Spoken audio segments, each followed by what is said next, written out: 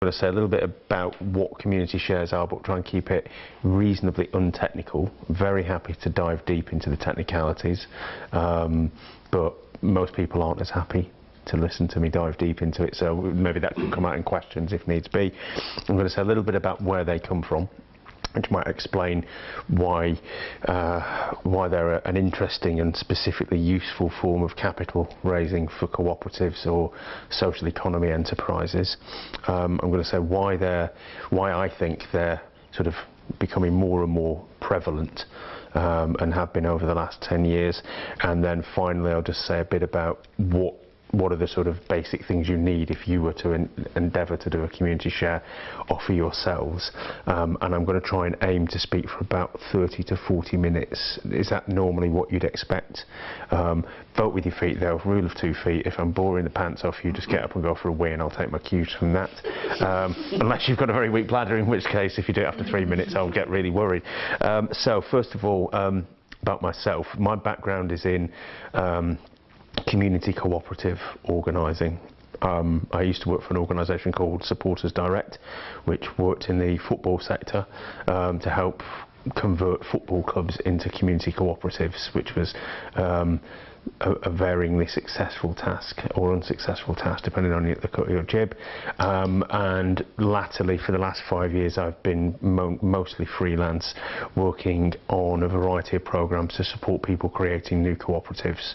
For the first few years I did that working with people to help create worker co-ops, community-based cooperatives, but in the last few years, since the decline of the Cooperative Enterprise Hub, I've focused on community co-ops and community shares because basically, well, in a nutshell, there's no money in the other stuff, and I've got to put a roof over my head. So that's where community shares come in, because when you're helping to raise lots and lots of money, if you ask people up front, would you like to pay my time to help you do stuff, they always go yes, but we haven't really got the money right now. But if you've just helped somebody raise 100,000 quid, that's a different dynamic, and everybody's happy at that stage to sort of talk about fair remuneration. So what are community shares? Right. I'd love to say after doing this job for about 4 years I have a really nice pithy statement, and there isn't. Every time I do a talk like this I sort of turn my mind to, have I got a new riff on it, and I haven't. So it's a brand name essentially for a form of capital called withdrawable share capital, which has been sort of the special little trick which the cooperative movement developed many moons ago. And it's a form of crowdfunding. Crowdfunding is very modish, but if you go to any village in the UK you'll see a testimony to crowdfunding. There'll be a little monument to the fallen in the First World War, usually built by public subscription. That was crowdfunding. It used to be called just rattling a bucket, but you do it on the internet and it's called crowdfunding. But community shares are a very specific form of crowdfunding, which unlike most donation-based things where you give some money and you hope somebody does well with the money and does what they say they're going to do, in exchange for the money you put into the project you get to become an owner of it. You get to be able to share in the surplus via a payment of interest if everything's going tickety-boo. And you know, it's a legal transaction which gives rights in return for the money which is given. Whereas if you back something on Kickstarter and they don't send you the t-shirt they promised you, good luck trying to chase that one down. But you've got no legal comeback on it, because essentially you've made a donation and they've got an aspiration to send you some stuff depending on what you've actually given to them. It's that historical basis is one of the reasons why it's now popular, which will come clear in hopefully about 3 or 4 minutes. How many have heard of the Brighton co-op shop in 1828? Excellent. Fantastic. Although Rochdale claims to be the home of the cooperative movement, it was actually Brighton. And given that I'm from Rochdale and I live in Brighton, I feel uniquely placed to comment on these matters. I'm from Rochdale. Are you? Whereabouts? Well, Stonehill Drive, Yeah, I moved down when I was 7 to the south. Right. No, I'm from Hayward, and the first cooperative shop was created in Brighton, and it collapsed after a few years because of capital. Everybody who invested the money into the shop to get it going in the first instance wasn't really interested in growing a load of shops around Brighton. They were really interested in buying boats because they were fishermen. And after a time, the shop was incredibly successful, repaid everybody's capital with interest, and their dividends made them richer than they hitherto were. And with that, they took their money out and went and bought the boats they'd been wanting to do for years. And all of a sudden, there was a run on the shop, and it had no money left because all the people who provided the capital to it took it out. It was a run on, like a run on the bank. Everybody withdrew their money, and they had nothing left to buy stock with, and it collapsed. The Rochdale pioneers tweaked the Brighton formula with a crucial difference, which was the payment of a dividend, which was essentially locked into the business and harder to get out. So when you joined the Rochdale Pioneers Society in 1843 and 44 before it opened, you paid your membership fee, which is equivalent to about £500 in today's money, and that gave you the right to be a member of the society and purchase goods from it. And at the end of the year, they divvied up the profits, and you got a dividend in proportion to how much money you'd spent in the shop. And you could have taken that money as there and then, but most people chose to leave it in the society. And in an era where there were no bank accounts for people, there were no real ways to save, there were many people in households who would much rather have drunk whatever money was going around in the house and left not much resources left. So it was a useful way for people to accumulate small savings and assets. But whilst this money was languishing within the co-op, they could use it, so they could open another shop and another shop, and then they could open their housing about 10 years later and open a factory and open a farm. And they were able to do this through retained surpluses. So unlike in Brighton, where it basically they pulled the plug up and all the money ran out, they kept it in Rochdale, and they did it through this form of withdrawable share capital, which we now know today as community shares.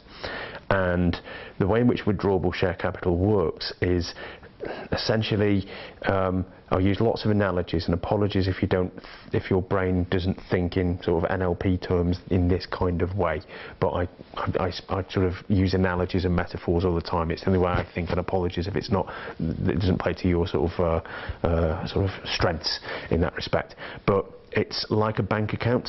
And it's a really rubbish bank account, because every time you go to the bank and ask for your money, they're likely to say, no, you can't have it. Whereas a bank, there's a kind of implicit guarantee that's mine, and when I go to the hole in the wall, I can take out some of that money. And with withdrawable share capital, whether it can be withdrawn or not is entirely a function of whether there's enough money left to allow that. Is it safe to allow us to get rid of 5% of our capital to those who've invested it? If the answer is yes, then form a queue.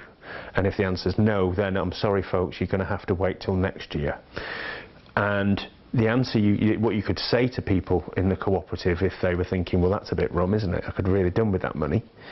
You would say to them, well, what have you done to help us earn enough surplus to be able to support the withdrawal of your capital? Have you introduced new members to the society? Have you been shopping at our competitor down the road? We've heard tell that you've been going to the other side, and you know, basically you can kind of, it's the Kennedy thing, ask not what your society can do for you, but what you can do for your society. And most societies, because they were able to use the capital to build more stores, which made more money, they were always able to service the capital, not least because more people wanted to join. If you wanted to make sure that you could buy flour and butter and cheese and eggs, and it was good stuff, you should join the Pioneer Society because it was the best stuff in town. And that created a flow of new capital, which meant a bit like a popular nightclub, one in, one out. And that's how they were able to manage people's expectations and manage their own finances. Withdrawable share capital kind of fell out of favour round about the point that the cooperative movement achieved it bestrode the land as the giant. It was called the cooperative octopus. It was so hated by everybody else because it did everything. Fred Perry learnt how to play tennis thanks to the co-op, and you know, it was a real cradle to the grave sort of social system which had been created. And at this point, it was almost self-financing through retained surpluses, and it pretty much fell out of favour, especially when the competition from the big retailers started to eat into the profits of the co-op, and essentially they were in no position to repay capital, and they also started to look for capital from other sources, from bonds and from the market more generally. And it kind of languished for an awful long time, used sparingly, used sporadically, often by new startup cooperatives who discovered this legal trick. And what did they discover? They discovered there was and this is where I'll sort of talk about what community shares or withdrawable share capital. I'm going to use the term interchangeably. It's often easier to understand what it is by what it's not. So most of you are familiar with a grant. I give you the money, you go and do something good in the world with that money, and I hope you get it right. Like that, a community share investment is made primarily because somebody wants to live in a world where you've made the money deliver some social change, rather than because I want to be rich. So it's got an alignment of your values and the person providing the money's values. But unlike a grant, where a grant, once it's gone, it's kind of gone. There's no comebacks on it. With withdrawable share capital, it is an investment which has your name on it and the amount of money you invested, and that could be returned to you under certain circumstances. Like a loan, interest is paid on withdrawable share capital rather than a share of the profits, and the interest rate is set by the FCA or capped by the FCA, who regulate this sector. The phrase they use is the interest must be no more than that necessary to attract the investment. So in other words, if you're using it to pay stupendous amounts of interest, like some energy societies were doing probably about 5 years ago, you're on the very edge of whether you're legally supposed to be able to do this. It's not a means to make money, it's a means to essentially, it's a cost of capital. I've given you some money, and because I'm not able to use that money and you're able to use that money, you're going to pay me a fee for the use of my money, and that's the interest rate. In the same way that a bank would lend you money and charge an interest rate on the basis of you're using our money and we're going to charge you a fee for that, and that's expressed as an interest rate. Unlike a loan though, community share capital is not repayable on demand. So if you have a loan, unless it's a particularly friendly loan, there is an expectation that you will repay it, and you will repay it with interest on certain dates. And if you don't pay it and you break the agreement, there's all sorts of legal rights which you gain access to as a creditor. So you could sue for your money back, you could take the enterprise to court and say that's my money and I'm taking control of the business as a whole. And it also sits on your balance sheet as a debt, which, depending on the kind of business you're in, can really hinder your ability to raise other finance. If you're interested in grants, for example, a lot of grant funders are reticent about giving money to organisations which are in a lot of debt, because they think their grant won't go to make the world a better place, it'll go to pay off Barclays or whomever you've happened to borrow money from. So it sits on the right side, literally, of your balance sheet and figuratively. So it's counted as an asset. And the final thing, but it's like shares in that it's an asset, it's risk capital, but unlike shares, it doesn't have any speculative resale value, so it can't be sold. So let's give you an example. Let's say I love your beer, which I actually do. It's really nice, thank you very much. But I buy shares in Bartleby's, which isn't a co-op, it's just a normal business like other microbreweries, which you can see. And I think you're going to go places, and then it turns out you don't go places, and I'm sitting on £1,000 worth of investment in your business, which is basically, I know on the inside track it's heading south. But that £1,000 is still potentially redeemable by me if I tell lies. If I convince somebody else that, don't worry, you might have heard that Bartleby's are going down the Swanee, but big things are coming, believe you me, you should get in on this, I'll sell you my shares for £1,000, you know, ask no questions, tell no lies. So if I'm able to convince another fool that my investment isn't a complete, it's one of the sort of deep lies at the heart of capitalism, that any trade involves two parties lying to each other about, because if it was really that much of a good deal, then why are you selling it? So there's a tension there. But if I manage to find somebody who could buy my £1,000 in Bartleby's, and I run away clicking my heels whooping because I've got my grand back, you've now got somebody who owns you, who expects you to be more successful than you can really be in the medium term. But you can't say bugger off, because they now own you.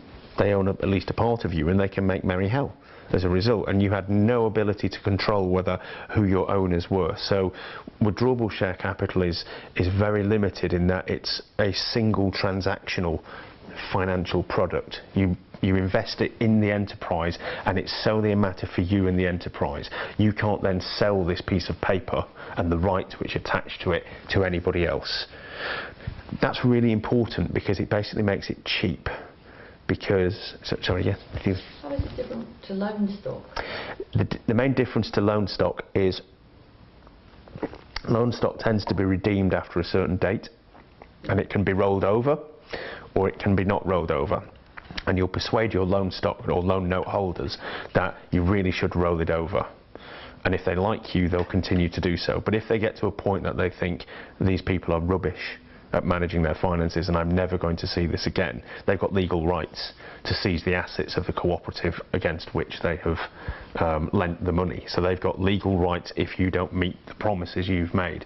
Withdrawable share capital operates like loan stock in so many ways, except that if it turns out that you don't have the ability to support the capital like you hoped, it's kind of their problem as much as yours.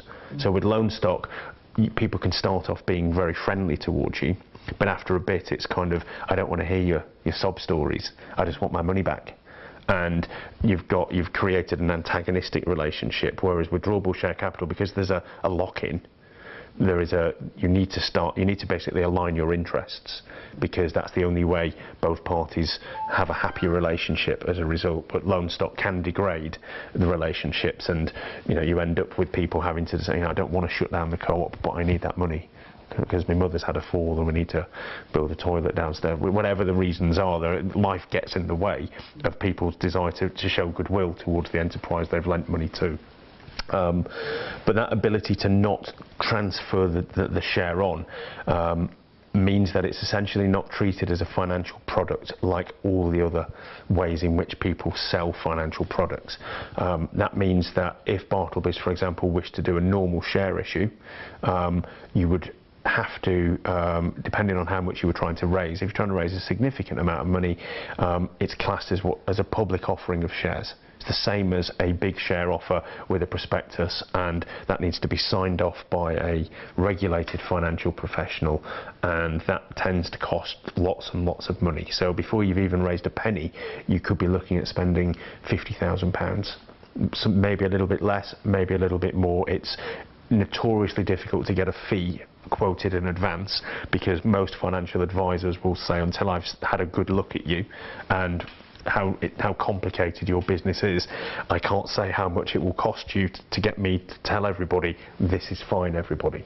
But if you're doing a public offering of shares, you need somebody who's regulated to put a stamp of approval on it that it's okay, your nan can invest in this, she's not going to lose her house. It's a reasonable bet, and the promises they're making seem reasonable. So that costs a lot of money. It also conversely turns it into a tedious document with lots and lots of spreadsheets, lots and lots of small print and terms and conditions, and it puts people off. Most people don't see themselves as investors. They don't, people who buy shares are not people like them. And so the more you make it look like something which you really should be taking financial advice for, some people just run a mile from it. It's kind of, this isn't for the likes of me. And so there's a double problem of trying to raise share capital through normal companies in terms of the cost. And as I was saying, once you've sold those shares, you've lost control of your enterprise, and those people can transfer those shares onto other people. that fact that it's essentially regulated in a different way. I hesitate to say the word unregulated because it's still covered by a legal framework, but it's not regulated as heavily as normal financial investments are, and that makes it much more affordable for smaller scale social sector enterprises who generally are doing these things with grand plans and a massive mismatch between their ambitions and how much money they've actually got to call upon at this stage. So that's one of the first reasons why it's used a lot by enterprises, because it's very cheap. The second reason, comparatively I should say, the second reason is that research into lots of share offers by Nesta, who are I don't know how you describe them. How would you describe Nesta, Mike? Public sector spin-off now as Yeah. an independent think tank. They do research and stuff into stuff, sort of more academic than your average think tank, but not an academic institution.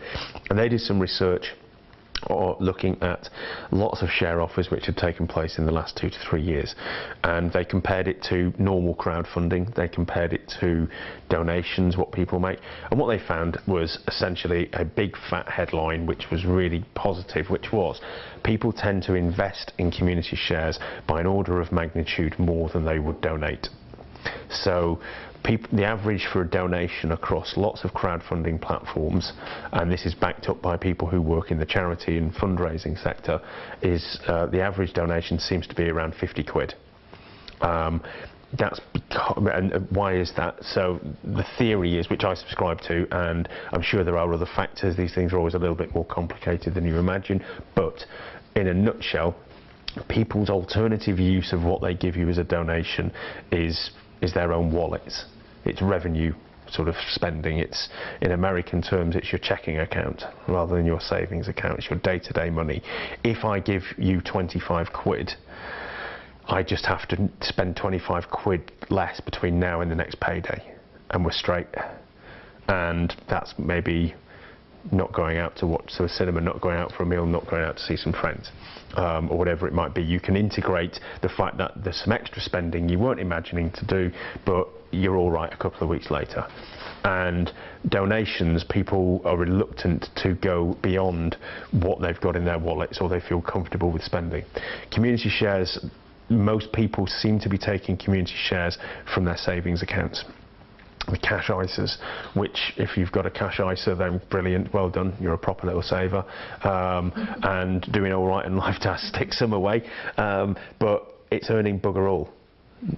0.25% is the average for cash ISAs and savings accounts. It's been that way for 5 years. It's projected to be that way for a long time to come, because there will be a revolution if it rises, and debate and discuss whether that would be a better thing anyway, but for the purposes of this, there isn't going to be a revolution because interest rates ain't going to go up. So that means that the opportunity cost of what you're losing is much less. Ethical Consumer did a community share issue in 2008, which was terrible timing and desperately unfortunate for them, because they had to offer 4% on capital, because if you could get 3 just by leaving it in a bank with no risk whatsoever and get it out on 3 months' notice, you had to make a compelling case as to why Ethical Consumer was a better place for you to invest. Then interest rates go down and it's very difficult to ethically get 4% without doing all the kind of things Ethical Consumers put on this earth just to enable people to stop people or make people aware of what is being done. So they've had issues with servicing their capital because that the interest rate, what they were up against, was different. For the last 3 or 4, 5 years, it's been much lower, and so it's earning the square root of bugger all in my bank account. And so if you can do something useful with it in the next 5 years, people are much more able to be persuaded that that's doable. And so that threshold of what you're up against, the comparator, has been much lowered by the economic climate and the banking system. Linked to that is also the fact that there are some rules which make it more difficult for you to get this, but most community share investment will be able to access a tax break. of some form. So the people who are investing, if they pay income tax, they can write off a proportion of what they've invested against their tax that year. So I invested in Positive News, and I can claim 30% of what I invested against my income tax bill and get that knocked off. If you're starting a new business and raising money, you can actually get up to about 50% of the money written off. So immediately half the money you've invested is now cleared thanks to the tax system, and that has been very successfully used by lots of people doing community share issues to make the tax system work for good stuff as opposed to billionaires living in Monaco. But it's not just because it's sort of a nice sweet spot between cheap to raise and you raise quite a lot, though that is one of the big driving forces. The other factor is there is just an alignment of people's interests. It's a patient form of capital. You don't invest in a community share offer unless you're committed to the business's growth. You're not trying to do it to make your fortune. You hope you don't lose your money, but the main thing you want to see is some good stuff result in the world which aligns with your interests, and that good stuff is as varied as the stuff people are into which they think is good. It could be motorbikes, it could be houses, it could be beer, it could be housing. If there's a crowd of people who dig it, then there's an opportunity to tap into those people's motivations and alignment of interest, and also align your financial relationships. Most community share offers, energy, let's park for one side because of the weird way in which the energy network works in the UK. You can't buy the energy from the energy society you've invested in, so you can't buy Brighton Energy Co-op's energy and use it yourself. But most community share offers are invested in by people who are consumers of the business, so there is an alignment of interest. You don't have a group of shareholders who are essentially always pushing you to exploit your customers to make more money out of them, because the circle's linked. Why would you exploit your shareholders for the benefit of your customers, or vice versa? Because overwhelmingly the Venn diagram is just massive overlaps between owners and customers, and that gives you a much more patient and understanding set of shareholders who aren't going to press you to do the bad things which you would rather not do, but they want their money back, so they're forcing you to raise your prices, lower the quality of what you're doing, or whatever, squeezing more revenue and upping your margin. Whatever the line of work business you're in, there'll be some things where your values make you say there's a floor under which we won't go. That's why we're doing it in this way, and you get a form of investment which rewards that, which respects and understands that, rather than thinks it's a bit weird. Why are you not doing the normal thing which would make everyone a lot more money? And the final issue is that inherent value and the lack of transferability. You get the alignment of interests, you get the patience, and what you don't get is the people who don't really share your interest. They're not really that interested in whether you make a go of it or not, as much as can I get my money back. When you've got a virtuous circle, everybody's interests are best served by pulling together and doing what they respectively can, be that buying more, marketing for you more, contributing more, volunteering more. You've closed off the loop of exploitation. So if you take most community shops, for example, created under the aegis of the Plunkett Foundation, most of these work through volunteer labour. People take shifts working in the shop in their village, and they normally wouldn't do that for a shop owned by anybody, because why would I work for free to enable you to have a better holiday at the end of the year? But if it's your shop, you're essentially self-exploiting, or at least you're exploited alongside other people in your community. You are in it together, as somebody once said. So that's kind of, I think, why it's proven attractive to people. What are the things you'd need to do? Well, there's the technicalities which need to be in place to do a share offer, and then there's how you actually do it successfully. And I'll touch on both and then draw it to a close, and we'll move to a discussion. The technicalities are there are only two types of legal entity which can issue community shares. because they're the only legal entities which are allowed to issue withdrawable share capital, and that's a cooperative society or a community benefit society. Up to about 3 years ago, you might have known them as industrial and provident societies. They've at last had the long-planned rebrand to make them sound less Victorian, and so they have. So you'd need to be one of those two legal entities. You could also be a charitable community benefit society, but for the purposes of community shares, it's the same as a normal community benefit society, just also has charitable status. Because there's no need for a prospectus, there's no need for any lawyers to get involved, but what you do need to have is a set of rules which the governing document of your society which enable you to issue the share capital. So not every community benefit society or co-op has the ability to issue withdrawable share capital.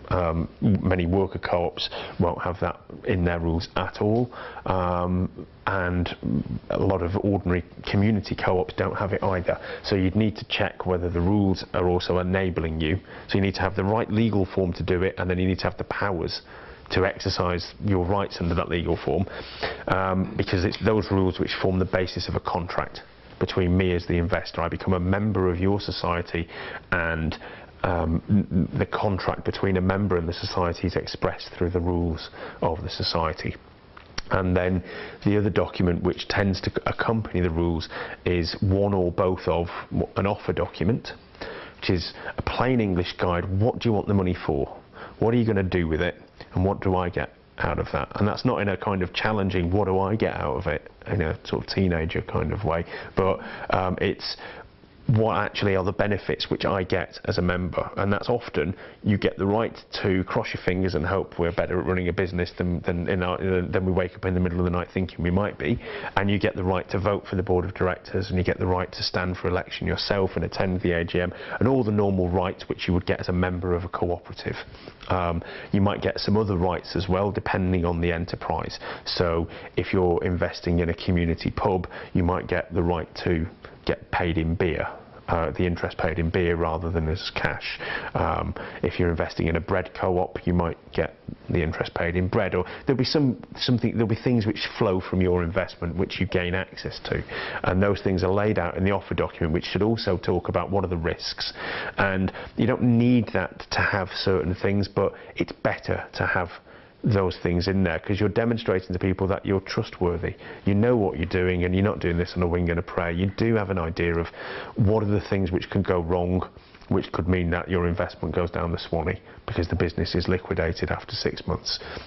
So you're demonstrating that you don't think that's likely, and here's, we're showing our workings. Other societies, many societies will also have a business plan behind that. So the business plan is the real nitty-gritty about what they're how they're going to grow over the next 5 years, and how are they going to take the opportunities which face them, and sort of high-level stuff. Most people don't read the business plan, but people are very comforted to know that it's there, if they can read it if they need to, and the fact that there isn't one can make people go, oh gosh, I'm not sure these people know what they're doing. It's good to have, and it demonstrates transparency that you do know what you're doing, but it's a lot of people, again, going back to what I was saying about people aren't comfortable reading pages and pages of spreadsheet dumps. They don't understand how to read a set of accounts, and rightly so. Why would you? So you can blind people with science and give them a little bit too much information. The offer document is much more communicative. It's about the change you're going to make in the world, and what the pathway is from you give us the money, we then do X, Y and Z, and A, B and C good things happen in the world, and you want those good things to happen, so everybody's going to be happy. Those are the 3 key documents that you'd need. What you would also be well advised to do is something which isn't necessary technically, but is absolutely necessary if you're going to make a go of this, which is you need a crowd. You need a bunch of people who actually care about what you care about. And if you haven't got that, you can have the best business idea in the world, you can have the best co-op idea in the world, but if nobody else knows it, then, or doesn't believe it, then it will fall upon deaf ears. So one of the biggest reasons why community share offers fail is they've just not engaged people in advance. They've not prepared the ground, they've not persuaded people that, one, they exist, two, that they've got some really big potential to do something amazing, and thirdly, that the only thing standing between the amazing stuff and the not amazing stuff happening is your money. And if people don't believe that or don't think it's actually going to happen, then they won't invest. And even if they do think that, if there's not enough of them, you won't get to your target. So there's an awful lot of work goes on about marketing in advance what you're doing to enough people. That's where that's what, on a personal level, I get most excited about working with people about how to communicate what's going on, because one of the mistakes lots of people make is that the job of getting a share offer, whilst it's a lot easier than doing other types of share offer, it does involve quite a lot of work. A lot of writing, a lot of thinking, a lot of planning, a lot of meetings, normal co-op stuff really in that respect. But what can often happen is people have got to talk to real people outside. If you think of it like an archery target, you've got your black centre, which is you and the people who really care about this like you do, and then you've got your yellow people, your friends who you know care about this too. But most share offers need to get into the red, the blue, white, I don't know. The Olympics was too long ago to remember. The thing you need to get into is people who don't care about your stuff. And for a lot of people who are especially involved in activism, we're not very good at talking to people who don't think like we do. We think we're good at persuading people, but we only speak to people who are halfway persuaded to begin with. And as a result, when you come up against the rock of people who don't think motorcycle stuff is the most important thing in the world, we get slightly taken aback and we think, okay, I'm just going to move a little bit closer to you, speak a little bit faster and maybe louder, and maybe, if you're really lucky, a little bit spittle flatter into your face, because we know that that's very persuasive. And so finding how to sort of translate what you're doing, because you know so much about the stuff you know about, how do you persuade someone who doesn't know anything? And that's the hard part, and that doesn't happen overnight, because if people are discovering who you are through the course of doing a share issue, it's probably too late to convince them. The time to convince them is before you've even launched your share offer, and then they're basically gagging to invest. They've heard about you, they think it's brilliant, they can't wait to give you their money. That's where you want to try and get people to. It's a bit like, I use the analogy of Evel Knievel jumping over London buses at Wembley Stadium in the 70s. For those of you, it's on YouTube. Essentially, there's some basic core physics. It's about the angle of the ramp and the speed of the bike. And if you've got either of those two things wrong, you won't get over the gap. And the gap is how much money you want to raise. The speed is how much engagement you've done. And your bike, to extend the metaphor tortuously, is the salience of your project. Is it the kind of project which people can go, oh, that's totally brilliant, yeah, I like it? Or is the benefit sort of too many stages away from their life? If you're starting to persuade people that it's good because of this, and then this happens, and then this happens, and then this happens, and you know, peace breaks out on earth, then there are too many stages. It's kind of, come back to me when you're one stage away from peace on earth, but right now we're about 8 away, and it's like there's too many, it's not salient enough for me, it doesn't move me here. So translating what you're doing, and that's often just shoe leather. You can use platforms, and I work with Crowdfunder to make it easy to get the money from people and to market the offer, but the really hard work of talking to humans who might invest in you is done through the traditional means, which is just talking to people, understanding why they're not interested and trying to engage with them, and that's the hardest part. And the other thing which I'm increasingly interested in is the sort of behavioural economics approach, which is we do things too rationally. We persuade people rather than move them and we sort of we don't really utilise the sort of the psychological insights which we have about how people make decisions to work with the grain. We've actually got, most community share offers have got great opportunities because the people driving them are motivated by very compelling and shared values. so you've got a really good basis on which to proceed if you're working in this sector, because it tends not to be the method of capital raising chosen by the worst people on earth. It tends to be the good guys and girls who you would say, if good stuff's going to happen in the world, it's going to be done by these people. Community shares are very much used by those kinds of people, but I think often with those, you know so much about why this will be good that you blind people with science, and you give 100 reasons why this will be great, but you never actually connect with someone till they think, yes, I'm into it. So that's the hardest part of the share offer, is engaging people. And a lot of people, I think, have this idea that, like with crowdfunding generally, if you stick it on a website, that's it, you've done it. Just like Google do its stuff, and the money will flow in, and it never works like that. There is no substitute for the hard work which goes in beforehand, and I've got a rule of thumb that for every £250,000 you want to raise, there's about 6 to 12 months worth of preparing the ground.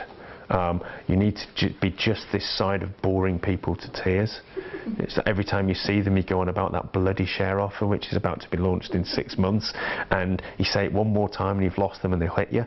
But you just stay this side of the line and they realise it really matters, you're passionate about it, you're really reaching out to me, and that just needs work. And very occasionally you will find a share offer which just hits a wave, catches a wave, and people go, I never knew that such a thing was possible. So there was one we worked on recently which was a community-owned distillery in the Highlands, and it was invested in by thousands of people, and many of those people had never heard of the idea of, or even thought there was such a possibility as a community-owned whisky distillery.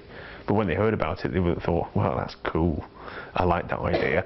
Most share offers don't benefit from the that's cool, here's my money thing, because you don't get visibility, you don't get the media attention, and it's not to say it can't happen, but you should plan on it not happening and instead try and do it a bit more methodically. And the final thing to say on that is that the core part of doing that work is having lots of people. You need a team to do it, because if you don't have a team, then simply aren't enough hours in the day, you will burn out, and people will also go, if this is such a good idea, why is it always you who keeps banging on about it? It doesn't seem like many other people have drunk the Kool-Aid with you on this one yet. So there is a sort of a social proof element. If you can't persuade 5 other people, then you've got no business trying to persuade 1,000 people. And the final thing to say is, I think one of the reasons I really like community shares as opposed to grants is that not only are grants quite tedious to get, grants are as often exercises in telling fibs which are believed by the people who have the keys to the funding. You look at their criteria, and if you can convince some people in an office in London that you meet their criteria, you might just get some cash. That clears you over one hurdle, but it doesn't actually really prove anything to yourselves. It just proves that you're good at filling out grant applications, and that's a skill. There's something honest about crowdfunding in general and community shares. If you've got real people who care about what you do, then you've got a chance. But that's actually also what you need if your business is going to have a success, because it needs real people to care about it. And one of the things I advise people to do is to think hard about whether to apply for grant funding. Not to say you should eschew it if it's there, and there are funds which are specifically to help organisations develop community share offers, which we can maybe talk about. But I really like the idea of people testing their idea in the crucible of real people. So if you're trying to buy a building, you'll probably have to do surveying work, get a valuation, get an idea, get some plans drawn up about what you might do to it, the conveyance of the property, all of these costs which need to be done almost before you've raised the money to do it. Crowdfund that, because if you can't crowdfund £5,000, then you've got no business trying to crowdfund the £500,000 you might need to buy the land, or the £50,000 you might need to develop the piece of land you've got for your permaculture project, or whatever it might be. And so if you find out early enough, and some people are reluctant, they've put so much into it, they don't want to take that step of sort of offering it to the world, because what if the world says, nah, it'll break your heart. So you just find another grant application to make, to push back the evil day where you open the shutters and go, here it is everybody, what say you? And so they're reluctant to do that step, but that's the step you need to make. And I'd argue that if you crowdfund early and you find you can't do it, then that's probably good information, which means you focus your time on other things which have got more chance of working. But if you make it, you've started the process of engagement. You've now probably gone from having 50 people who cared about you to 500 people who care about you. And those 500 people are your tools to get the 5,000 people who might care about you to make the share offer work. So, you know, there are funds available, but don't eschew sort of doing it almost like a mini share offer, doing everything you would do in a share offer much more quickly, much less. You know, you don't need any legal stuff happening, you don't need a set of rules, you just need an idea, the ability to write some text and some means to communicate it to people who are already within your network. So, there we go.